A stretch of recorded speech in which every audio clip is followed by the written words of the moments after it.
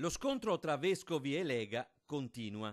In principio furono i vescovi di Treviso e Vittorio Veneto a ribadire con un editoriale sui settimanali diocesani che l'accoglienza è un dovere cristiano e che sul tema esistono troppa disorganizzazione e strumentalizzazioni politiche.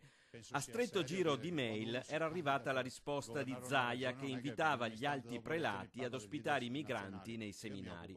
Questa volta però a scendere in campo è il segretario generale della CEI, Nunzio Galantino, intervistato dalla Radio Vaticana. Noi qui sentiamo parlare di insopportabilità del numero di accoglienti o di richiedenti asilo da noi.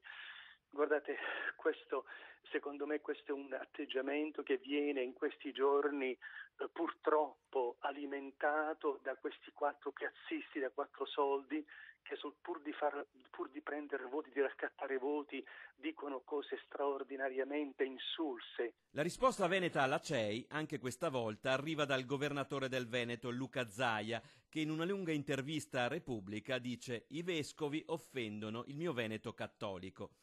Concetto ribadito a chiare lettere anche questa mattina tra le macerie della Riviera del Brenta, dove sono ancora molti i veneti senza tetto. I piazzisti da quattro soldi sono quelli che sono stati eletti del 50% dei veneti, che corrispondono sostanzialmente a tutti i fedeli, per cui offendere noi è come offendere i veneti. Poi il governatore si rivolge anche al Papa. Il Papa deve predicare il Vangelo, il Papa per definizione ha sempre ragione, rappresenta Dio in terra.